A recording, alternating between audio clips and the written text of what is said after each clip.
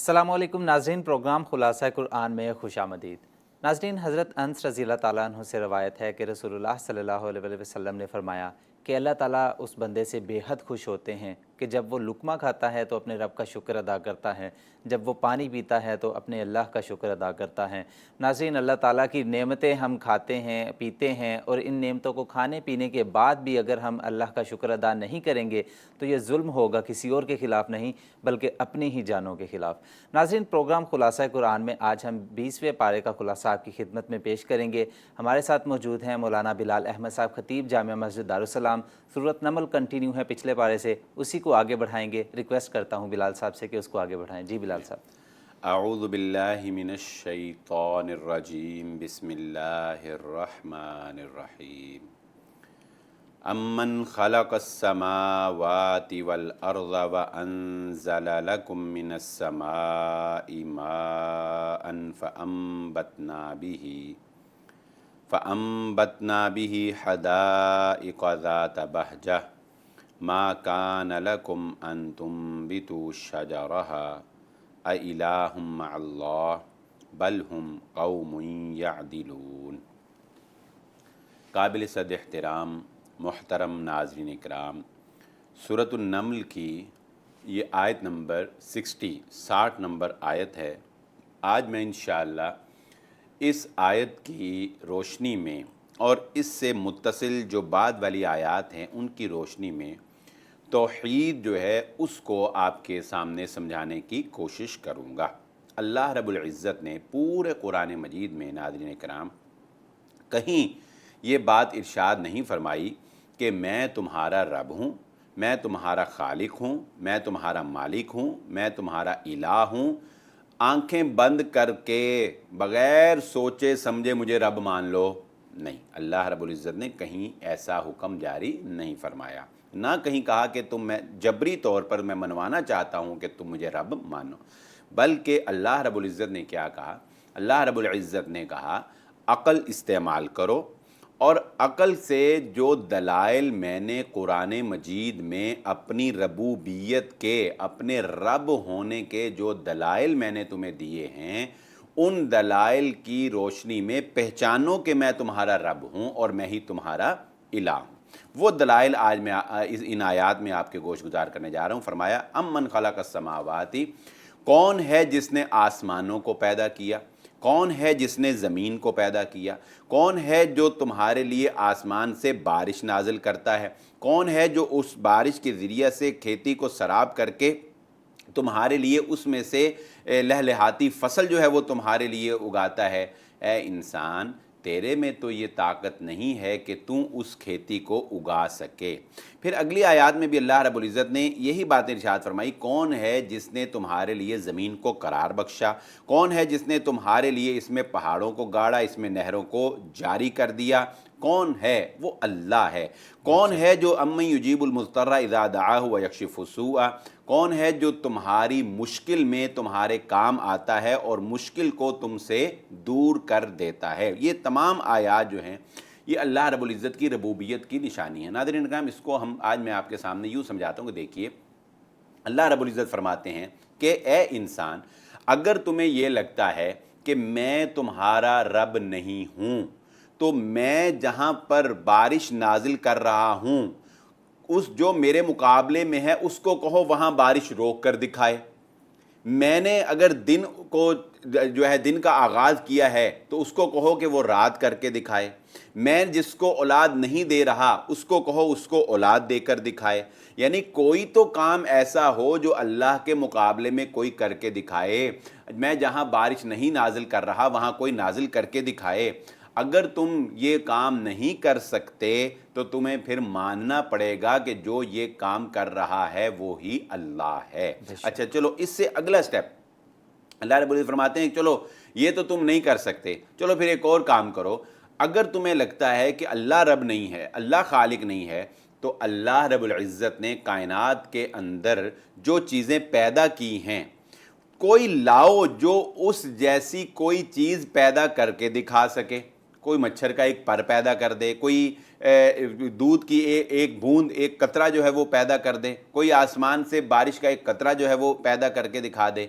اگر تم اللہ رب العزت کے مقابلے میں کوئی چیز پیدا نہیں کر سکتے تو پھر تمہیں یہ ماننا پڑے گا کہ جو پیدا کر رہا ہے وہ اللہ ہی ہے۔ تیسری بات بڑی پیاری ہے جو سورۃ الملک میں فرمائی، ما تری فی خلق الرحمن من تفاوت فارجع البصر هل تری من فطور ثم ارجع البصر کرتین ينقلب الیک البصر خاسئا وهو حسیر۔ نہ تم اللہ کی تخلیق میں کوئی مداخلت کر سکتے ہو، نہ تم اس کی تخلیق جیسی کوئی تخلیق کر سکتے ہو، چلو یہ نہیں کر سکتے تو اللہ رب فرماتے چلو پھر یہی کام کر کے دکھا دو، کیا کہ تم اللہ نے جو چیزیں پیدا کی ہیں، اللہ نے جو ڈھانچہ انسان کا بنایا ہے، جس پیٹرن پہ اللہ رب العزت نے کائنات کو تخلیق کیا ہے، یہ خوبصورت تتلیاں جو اللہ نے بنائی ہیں، یہ خوبصورت چاند کی روشنی جو اللہ نے پیدا کی ہے، یہ آسمان جو بغیر ستونوں کے تمہارے اوپر کھڑا کر دیا ہے، اے انسانوں اگر تمہیں لگتا ہے کہ اللہ کے ساتھ کوئی اور بھی شریک ہے، کوئی اور بھی رب ہے، تو پھر اللہ نے جو چیزیں بنائی ہیں رحمان کی تخلیق میں کوئی عیب تلاش کر کے دکھا دو، ثابت کر دو کہ انسان کی 2 نہیں 4 آنکھیں ہونی چاہیے تھیں، ثابت کر دو کہ انسان کے 2 نہیں 4 کان ہونے چاہیے تھے، یہ ہاتھ جو ہیں یہ یہاں نہیں صحیح تھے، یہ تھوڑے سے نیچے لگنے چاہیے تھے، یا ثابت کر دو کہ مچھر کے جو پر ہیں وہ تھوڑے چھوٹے رہ گئے، ان کو تھوڑا بڑا ہونا چاہیے تھا، یہ سورج سے زمین کا فاصلہ تھوڑا زیادہ ہے، اس کو تھوڑا کم ہونا چاہیے تھا، یہ چاند کا ڈسٹنس جو ہے یہ تھوڑا زیادہ۔ اللہ نے جس چیز کو جس پیٹرن پہ بنا دیا ہے اس سے بہتر بنانے کا کوئی سوچ بھی نہیں سکتا ہے۔ تو اللہ رب فرماتے ہیں کہ تمہاری نظر تھک جائے گی لیکن تمہیں رحمان کی تخلیق میں کوئی عیب نظر نہیں آئے گا۔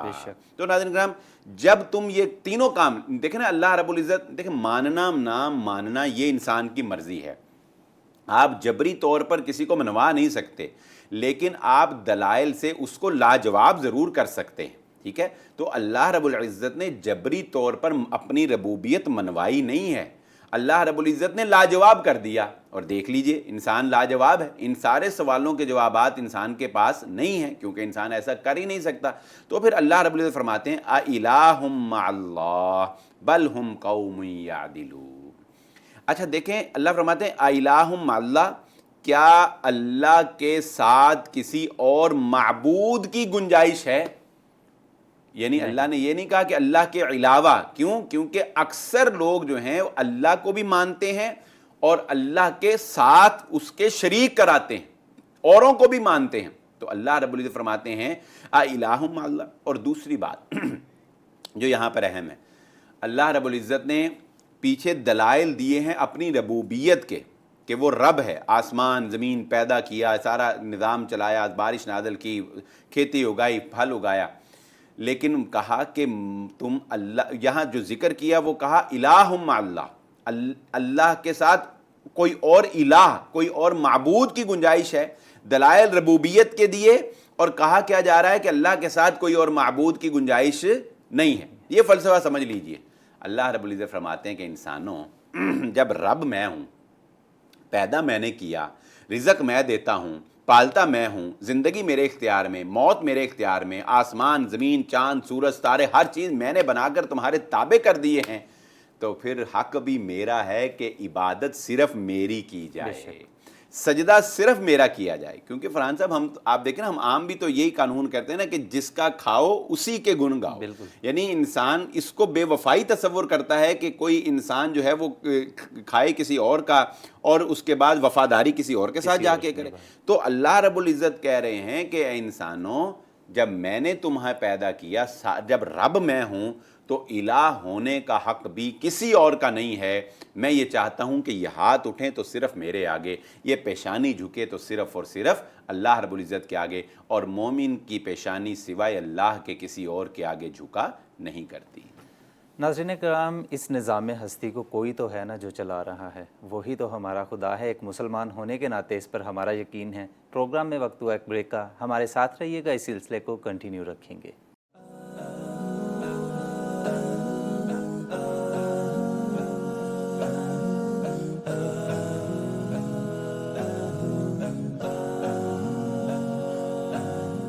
بریک کے بعد خوش آمدید ناظرین۔ سورۃ النمل میں جو مضامین تھے وہ آپ کی خدمت میں پیش کیے ہیں ہم نے مختصراً، اور سورۃ النمل اختتام پذیر ہو چکی ہیں۔ اب آغاز کیا جائے گا سورۃ القصص کا، اور بلال صاحب سے ریکویسٹ ہے کہ وہ اس کو آغاز کریں اور کنٹینیو کریں۔ جی بلال صاحب۔ اعوذ باللہ من الشیطان الرجیم بسم اللہ الرحمن الرحیم وَيَوْمَ يُنَادِيهِمْ فَيَقُولُ أَيْنَ شُرَكَائِيَ الَّذِينَ كُنْتُمْ تَزْعُمُونَ۔ ناظرین اکرام، سورۃ القصص کا آغاز جو ہے وہ ہوا چاہتا ہے۔ دیکھیے، قرآن مجید کی مختلف صورتوں میں مختلف مضامین جو ہیں وہ دہرائے بھی جاتے ہیں، جس طرح کہ سورۃ القصص میں بھی اس کے نام سے بھی واضح ہے کہ اس میں بھی اقوام کے واقعات جو ہیں وہ بیان کیے گئے ہیں، لیکن ہم یہ کوشش کر رہے ہیں، کیونکہ ہمارے پاس وقت جو ہے وہ شارٹ ہے، تو ہم یہ کوشش کرتے ہیں کہ جو واقعات ہم آپ کو پچھلے کسی پروگرام میں، پچھلے کسی سپارے کے خلاصے میں بیان کر چکے ہیں، ہم ان کو دوبارہ جو ہے وہ ریپیٹ نہ کریں، لیکن اس صورت میں اگر وہ آئے بھی ہیں تو ہم اس صورت کے اور دیگر مضامین جو کہ ہمارے ناظرین کے لیے نئے ہوں ان کو جو ہے وہ ہم ڈسکس کریں۔ تو سورۃ القصص میں سابقہ انبیاء اکرام کے واقعات اور ان کی قوموں کے حالات جو ہے وہ ڈسکس کیے گئے، لیکن یہاں پر جو آیت جو میں آپ کے سامنے گوش گزار کرنا چاہتا ہوں وہ قیامت کے دن ایک منظر کشی ہے کہ وہ لوگ جو اللہ رب العزت کے ساتھ اوروں کو شریک ٹھہراتے ہیں، جس دن قیامت والے دن وہ ان کو دیکھیں گے، ان کے اوپر بات جو ہے وہ ثبت ہو چکی ہوگی، وہ ان کو پکاریں گے۔ تو ناظرین اکرام، اللہ رب العزت فرماتے ہیں وَقِيلَ ادْعُوا شُرَكَاءَكُمْ فَدَعَوْهُمْ فَلَمْ يَسْتَجِيبُوا لَهُمْ وَرَأَوُا الْعَذَابَ لَوْ أَنَّهُمْ كَانُوا يَهْتَدُونَ۔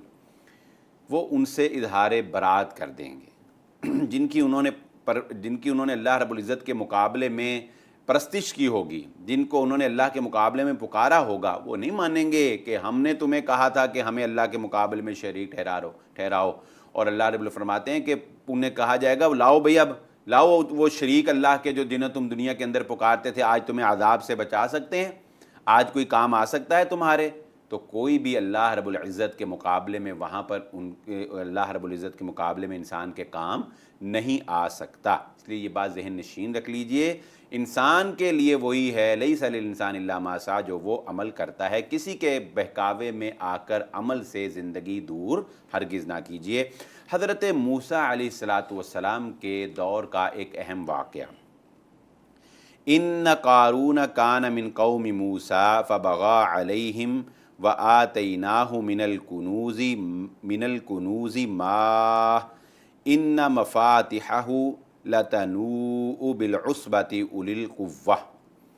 ان قارون کان من قوم موسیٰ، قارون جو ہے یہ حضرت موسیٰ علیہ السلام کی قوم میں سے تھا، فبغى علیہم، تو اس نے ان پر جو ہے وہ زیادتی کی۔ میں ناظرین اکرام اپنے الفاظ میں اختصار کے ساتھ قارون کا جو واقعہ ہے وہ آپ کے گوش گزار کر دیتا ہوں۔ قارون قوم بنی اسرائیل کا ہی ایک فرد تھا، لیکن اس نے ان کے ساتھ بغاوت کر کے فرعونیوں کے ساتھ جا کر مل گیا تھا، اور فرعونیوں کے ساتھ مل کر اس نے قوم بنی اسرائیل کے خلاف اقدامات میں اس کا بھرپور ساتھ دیا۔ یہ تین ہی افراد جو ہیں جو بنی اسرائیل کے سخت ترین دشمن تھے، جن کا ذکر جو ہے وہ کیا گیا اور ان کو قابل ذکر سمجھا گیا۔ ایک فرعون ہے، اور دوسرا اس کا وزیر، اور تیسرا یہ قارون ہے۔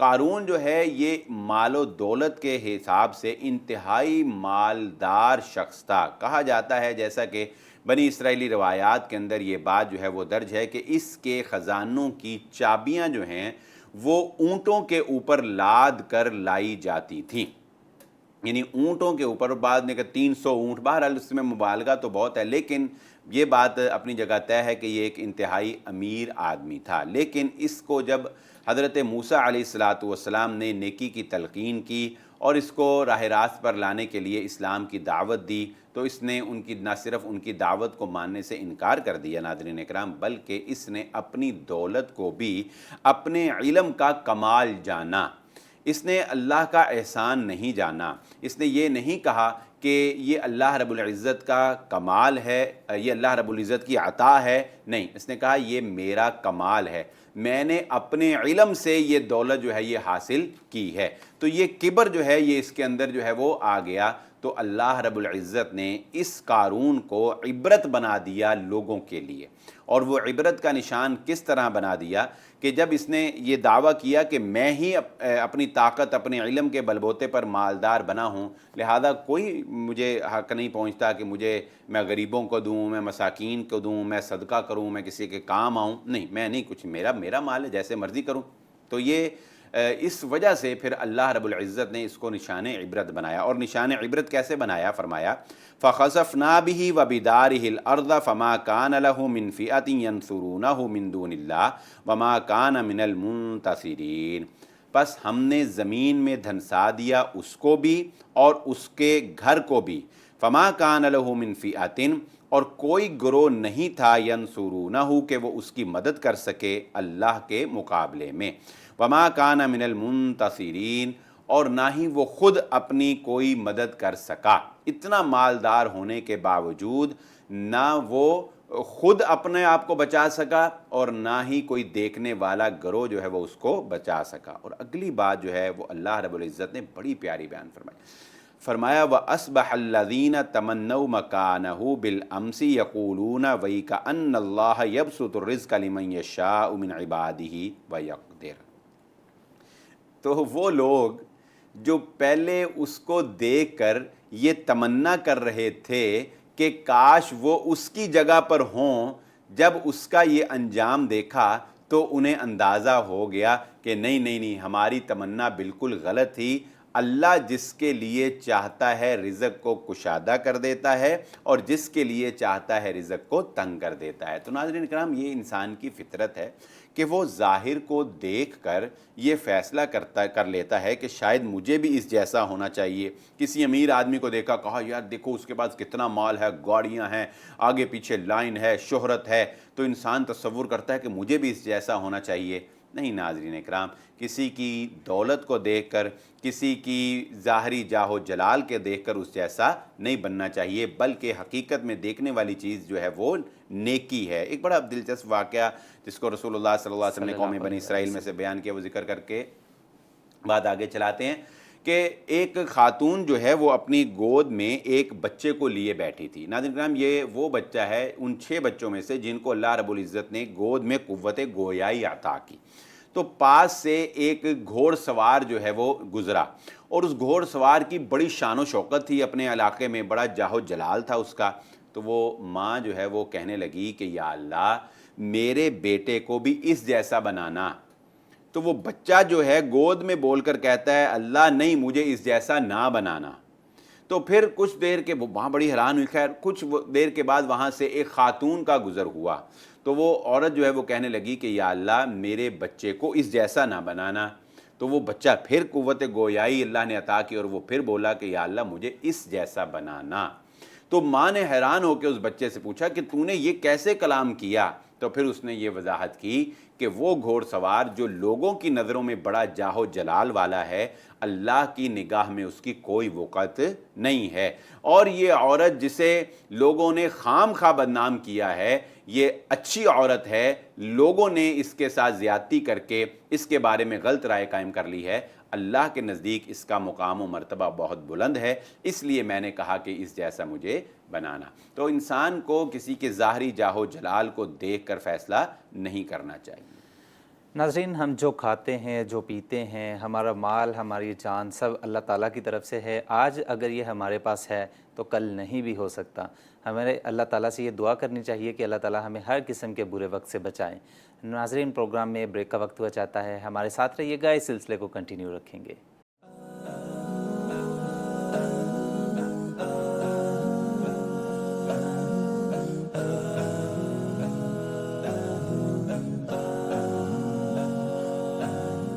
Welcome back after break. ناظرین، سورۃ القصص کا ترجمہ آپ کی خدمت میں پیش کیا گیا ہے، اختتام پذیر ہو چکی ہے اور اب نئی صورت اس کا آغاز کیا جائے گا۔ سورۃ العنکبوت ہے۔ بلال صاحب سے ریکویسٹ ہے کہ اس میں کیا مضامین ہیں وہ آپ تک پہنچائیں۔ جی بلال صاحب۔ اعوذ باللہ من الشیطان الرجیم، بسم اللہ الرحمن الرحیم۔ سورۃ العنکبوت، ناظرین اکرام، جیسا کہ اس میں آخر میں جا کے ہم پڑھیں گے آج کے خلاصہ میں کہ عنکبوت جو ہے یہ مکڑی کے جالا جو وہ بناتی ہے، کمزور سا گھر جو ہے اس کو کہا جاتا ہے، اور اس کی ایک مثال اللہ رب العزت نے دی ہے، اسی کی مناسبت سے اس کا نام جو ہے سورۃ العنکبوت رکھا گیا ہے۔ لیکن یہاں پر جو آیت سب سے پہلے میں آپ کے گوش گزار کرنا چاہتا ہوں وہ آیت نمبر 12 ہے۔ وَقَالَ الَّذِينَ كَفَرُوا لِلَّذِينَ آمَنُوا اتَّبِعُوا سَبِيلَنَا وَلْنَحْمِلْ خَطَايَاكُمْ وَمَا هُمْ بِحَامِلِينَ مِنْ خَطَايَاهُمْ مِنْ شَيْءٍ إِنَّهُمْ لَكَاذِبُونَ وَلَيَحْمِلُنَّ أَثْقَالَهُمْ وَأَثْقَالًا مَعَ أَثْقَالِهِمْ وَلَيُسْأَلُنَّ يَوْمَ الْقِيَامَةِ عَمَّا كَانُوا يَفْتَرُونَ۔ اور کہا ان لوگوں نے جنہوں نے کفر کیا ان لوگوں سے جو ایمان لائے کہ ہمارے راستے کی پیروی کرو، ہم تمہارا بوجھ بھی اٹھا لیں گے۔ وما ہم بحاملین من خطایاہم، اور اللہ رب العزت فرماتے ہیں ہرگز وہ ان کا بوجھ اٹھانے والے نہیں ہیں کچھ بھی، بے شک وہ جھوٹ بولتے ہیں۔ ہاں البتہ وہ اپنا بوجھ بھی اٹھائیں گے، اثقالہم و اثقالا مع اثقالہم، اور اپنے بوجھ کے ساتھ اور بوجھ بھی وہ اٹھائیں گے، اور قیامت والے دن ان سے اس کے بارے میں ضرور سوال کیا جائے گا جو وہ باتیں گھڑتے ہیں۔ ناظرین کرام، کسی کو گمراہ کرنے کا ایک یہ طریقہ بھی ہوتا ہے، وہ کیا کہ وہ یہ کہتے تھے مشرکین مکہ ایمان والوں سے کہ اگر تم، اول تو بات یہ ہے کہ قیامت آئے گی ہی نہیں، ٹھیک ہے، لیکن اگر قیامت آئی بھی تو ہم تمہیں اس بات کی گارنٹی دیتے ہیں کہ اگر تمہارے اوپر خدا نخواستہ یعنی اللہ رب العزت کا عذاب آئے یا اللہ رب العزت تمہاری گرفت کرے تو ہم کہیں گے یا اللہ ان کو نہ کہے ہمیں ہی پکڑ لے، ہم ذمہ دار بنتے ہیں تمہارے گناہ کے، ہم ذمے لیتے ہیں تمہارا گناہ۔ اللہ رب العزت فرماتے ہیں نہیں، لا تزر وازرۃ وزر اخری، کوئی انسان کسی دوسرے انسان کے گناہ کا ذمہ دار نہیں ہو سکتا۔ قیامت والے دن یہ ہرگز جو ہے تمہارا بوجھ نہیں اٹھائیں گے، اور بلکہ ناظرین کرام قیامت کی تو ہولناکیاں ایسی ہوں گی کہ انسان اپنے سگی اولاد کو پہچاننے سے انکار کر دے گا، سگے باپ کو پہچاننے سے انکار کر دے گا، چاہے جائے کہ کوئی دوست یا کوئی محلے دار یا کوئی ملنے والا ہے وہ دوسرے کے بوجھ کو جو ہے وہ اس دن اٹھائے۔ جہنم کے عذاب کو دیکھ کر تو انسان کے طوطے اڑ جائیں گے۔ تو وہ اللہ رب اللہ فرماتے ہیں کہ یہ تمہارا بوجھ نہیں اٹھا سکتے، ہاں یہ اپنے گناہوں کا بوجھ بھی اٹھائیں گے، اور انہوں نے اپنے ساتھ جن لوگوں کو گمراہ کیا ہے ان کے گناہوں کا بوجھ بھی یہ لوگ اٹھائیں گے۔ تو ناظرین کرام ایک اصولی بات یاد رکھ لیجئے، اور بالخصوص نوجوان لوگ جو ہے وہ یاد رکھیں، اگر آپ کو کوئی ورگلانے کی کوشش کرے اور یہ کہے نا کہ کوئی بات نہیں تم یہ کام کر دو میں ذمہ دار بنتا ہوں، اکثر لوگ کہتے ہیں نا کوئی نہیں کر دے میری ذمے سے کر دے، جو ہوئے گا میں دیکھ لوں گا، جو ہوگا میں پکڑا جاؤں گا۔ نہیں، گناہ کرنے میں کوئی ذمہ دار نہیں، یہ بہکاوا ہے پہلے شیطان کا، بہکا کر کہتا ہے کر دے کچھ نہیں ہوگا، جو ہوگا میں دیکھ لوں گا، یہ کر لوں گا، کوئی نہیں ہوتا۔ انسان کو اپنی سزا خود ہی بھگتنی ہے، خود ہی برداشت کرنی ہے، اور بلکہ شریعت کا یہ قانون ہے کہ بیٹے کے جرم میں باپ کو گرفتار نہیں کیا جائے گا۔